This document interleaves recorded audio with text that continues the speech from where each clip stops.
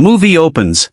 The town of Arkham is so old that is full of witch legends, and everyone considers the dark, spooky forest on the west to be evil. Hydrologist Ward Phillips is surveying the area for a dam development and comes across Lavinia doing a pagan ritual to ask for her mother's cancer to never come back. Among the many items she uses, there's her grandfather's compass. The two of them chat for a while and Lavinia begins developing a crush on Ward. Afterward, Lavinia returns home on her horse Comet. She lives on an alpaca farm that the family moved to after her mother's mastectomy to start a new life. Her father Nathan scolds Lavinia for leaving without telling them, and her mother Teresa sends her to find Benny. As usual, her brother is in the barn, smoking in secret. When they go back to the house, they find their little brother Jack looking inside the well because Nathan told him it could show him the stars. Inside, Teresa is having another online meeting with her clients, but the internet connection is causing her trouble. She asks Nathan to fix it before she starts losing clients, and Nathan promises to look at the dish later. In the evening, Nathan convinces Teresa to get frisky again, which they haven't done since her surgery. Benny uses his computer to look at star maps in the company of his dog Sam, but suddenly, Sam starts whining and the computer screen begins failing. A bright circle of light appears in the sky, and Jack hears some weird noises. Scared, he calls for his parents, but since they can't hear him, Jack leaves his room. Sam's in the corridor as well, growling at the noises. At that moment, the bright colors in the sky take over the whole farm and there's an explosion of light that makes Jack scream. The light quickly disappears as the family leaves their rooms to check on Jack, who is now in an unresponsive state. Sam runs outside to whine at something, and when the family follows him, they discover a bright meteorite has fallen on the farm. Nathan thinks the meteorite smells horrible and asks the family to stay inside for now. Then they discuss if they should take Jack to the hospital, which is an hour away. Suddenly Jack snaps out of it on his own and says his head hurts. Teresa wants to take him to bed but Jack is too scared to return to his room, so Teresa lets him sleep with her tonight. The next morning, the mayor and the sheriff come to see the meteorite, followed closely by Ward. Nathan tells them what happened last night and continues to complain about the stink, but nobody else can smell it. Ward confirms it's a meteorite and the mayor asks the sheriff to take some pictures, promising to send reporters later because this will be great for tourism. Ward stays for a closer inspection, so Nathan sends Lavinia inside because he doesn't like how she behaves around Ward. As soon as Lavinia enters the house, Teresa teases her for her crush on Ward, causing an embarrassed Lavinia to hide in her room. Teresa follows her and tries to apologize, but Lavinia can't hear her because of her headphones. Feeling humiliated, she cries and pinches her own hand to distract herself with pain. Outside, Nathan interrupts the inspection of the meteorite because it's time to milk the alpacas. Ward wonders if there's anyone else he can interview, so Nathan tells him about Ezra, a hippie squatter that never leaves his house. Benny takes Ward to Ezra's house, which is surrounded by cameras that are connected to solar batteries. Ezra hands Ward a glass of water that looks brown, and since Ward can't smell anything bad, he blames it on rust from the pipes. Benny points out they've had trouble with the well before, but Ward doesn't think it should be happening this time of the year, meaning he'll have to run some tests. At that moment, a thunderstorm starts, and when the lightning hits the meteor on the farm, it creates beautiful sparks full of colors. Later in the evening, Ward's in his tent running the tests when suddenly his radio stops working. He also gets a call on his phone, but he can only hear static and a weird screech. Then he hears some noises coming from the forest and turns to discover weird lights floating around. His investigation is interrupted when out of a sudden, his truck starts on its own and his radio begins playing music again without explanation. The next morning, Teresa and Nathan discover the meteorite has someone disappeared. There are also some new flowers next to the well that neither of them planted. At that moment, the press arrives, and Nathan offers a very awkward interview that the family watches later on TV. While everyone laughs at the newscast, Teresa prepares dinner and enters a weird trance state that makes her keep chopping even after she accidentally hurts her fingers. Jack notices this and calls Nathan, but Teresa doesn't snap out of it until Nathan drags her out of the house to take her to the hospital. In the morning, Benny wakes up at dawn to feed the alpacas. When Lavinia wakes up later, she finds the alpacas on the loose and munching in their garden. Lavinia calls Benny out for not feeding them before and doesn't believe him when he says he did feed them already. Now Benny has to take the alpacas into the barn again. Meanwhile, Jack keeps hearing a weird screech, prompting him to sit in the garden and whistle at the well, which has even more flowers around it now. When Lavinia asks what he's doing, Jack explains the man in the well is talking to him. Lavinia suddenly begins feeling sick and thinks she can hear whistling coming from the well, so she runs inside. At that moment Nathan tries to call her, but Lavinia can only hear static. Meanwhile, Jack's drawing a weird creature in his notebook when he hears a noise from the well. He comes closer to take a look and discovers a weird glowing organism that opens up and releases a huge flash of colorful light, then a bright insect wearing those same colors flies out of the well. Electronics inside the house begin failing while Lavinia is doing the dishes, which includes the knife with her mother's blood. Suddenly the colorful light glows here for a second as well, and bloody water begins filling the sink. Lavinia gets another call from her dad, but this one is static as well, and the noise makes Lavinia run to the bathroom to throw up. At that moment, Ward comes to the house to talk about the contamination in the water, but Lavinia tells him to leave because she isn't feeling well. Ward notices Jack standing in the middle of the garden giggling, and the kid says he's playing with his friends. Afterward, Ward visits Ezra, who has lost his cat. He also swears there are aliens living under his floor, and he proves it by playing a recording of the static with the screech. Ward blames the noises on geothermal activity, but Ezra swears it's aliens that came in the meteorite, and now they're everywhere, like in the static and the moisture. In the evening, Teresa and Nathan are on the road making their way home when they suddenly come across a monstrous creature that suspiciously looks like a deformed version of Ezra's cat. Nathan stops the car just in time and the creature runs away.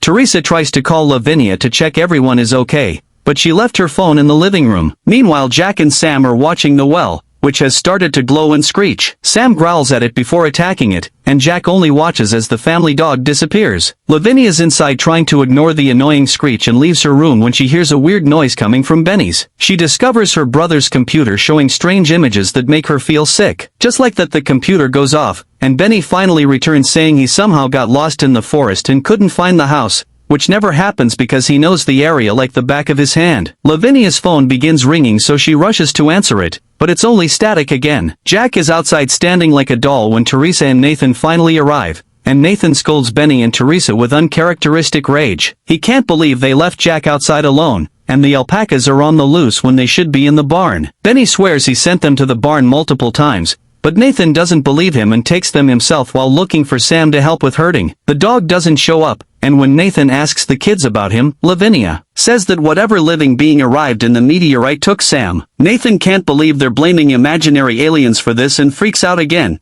talking in a very quirky way. Afterward, Lavinia tells Benny they need to get out of there. Jack's staying the night with Teresa again and keeps on drawing weird creatures in his notebook. Nathan tries to take a shower and notices a weird mark on his arm that makes him lose hair, and when he looks down, he finds a weird blob blocking the drain. When Nathan picks up the blob, the thing stings his hand and makes him drop it, giving it the chance to escape through the drain. Afterward, Nathan tells his wife that the weird smell is still around, although nobody else can smell it. He thinks it smells like a cancer ward, and since Sam is gone, he thinks the smell may come from the dog's body, but Jack interrupts him to say Sam is now with Grandpa, who actually died years ago. The next morning, Nathan is delighted to discover all his fruits and vegetables are ready to be reaped earlier than expected. Teresa's trying to work and has trouble with the internet again, but when she goes to ask Nathan to fix the dish, she finds him violently freaking out because his vegetables taste horrible. Weirded out by this reaction, Teresa decides to take a rest, and Nathan goes to the living room to start drinking while watching TV instead of fixing the dish. He checks his arm and notices he still has that weird crust forming on his skin, so he tries to rub some whiskey on it, but nothing happens. Suddenly the TV starts failing and showing those bright colors. In the evening, Lavinia begins packing her things to leave, but when she finds her copy of the Necronomicon,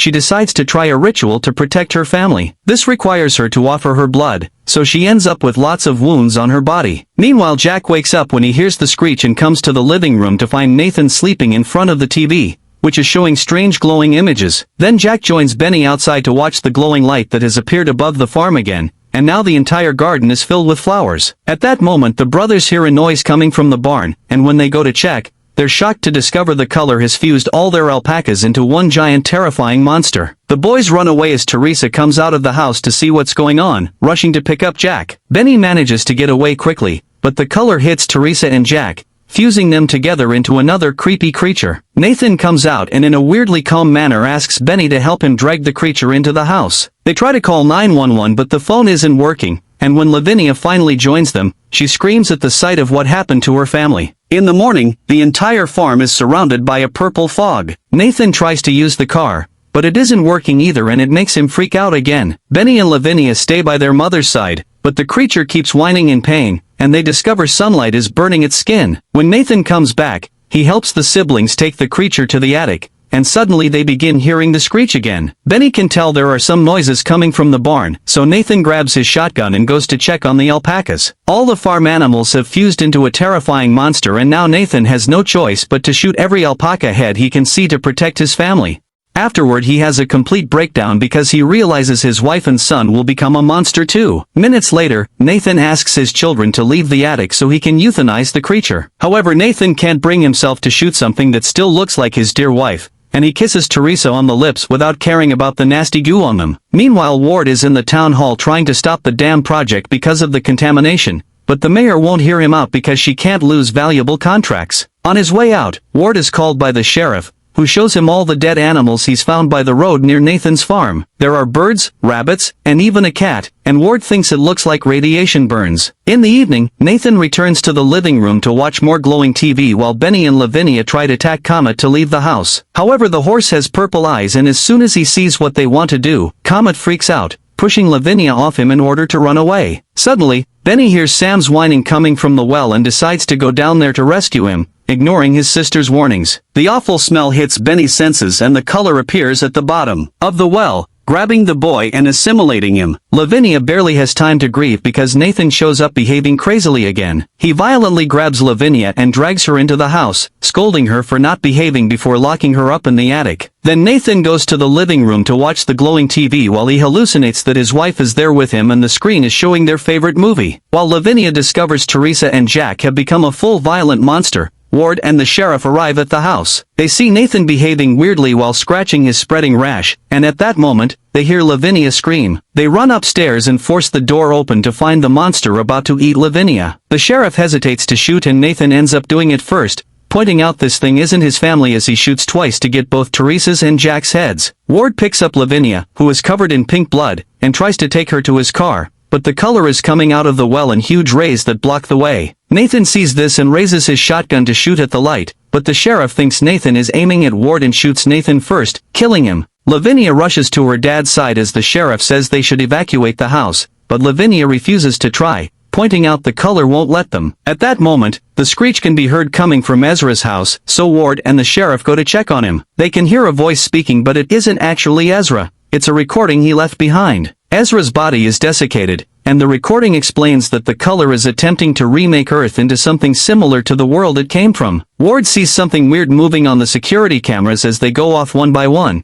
and the sheriff notices Ezra's forehead opening and glowing. It seems another explosion of color is about to happen, so the men leave the house, but on their way out, a mutated tree captures and kills the sheriff. Ward runs back to the farm, where he finds Lavinia standing in front of the wall and calling it all beautiful. When she opens her eyes, they're purple too, and her forehead starts glowing to show Ward a vision of the world the color comes from. It looks like a psychedelic exoplanet inhabited by tentacled alien entities. Terrified, Ward pushes Lavinia away to stop the vision and falls on the ground, where the grass is slowly becoming tentacles too. The color begins unraveling at the well and Lavinia disintegrates as she receives the light with open arms. Ward can feel his body being affected too and runs inside the house, where he finds a mutated Nathan talking with Lavinia's voice. With a flash of light, the rest of the family shows up as well. Nathan attacks Ward to protect them, prompting Ward to kick him off before running to hide in the wine cellar, locking the door behind him. Ward covers his ears as he feels the screech getting louder and more painful, and all the bodies upstairs disintegrate as the color explodes and destroys the building. Moments later, Ward comes out of the cellar and finds everything covered in gray ash. The well managed to stay in one piece, and on the ground, Lavinia's compass awaits to be rescued. Years later, Ward still comes to the area because he's part of the project behind the dam that now covers the former farm. He still has Lavinia's compass with him, but he refuses to ever drink this water.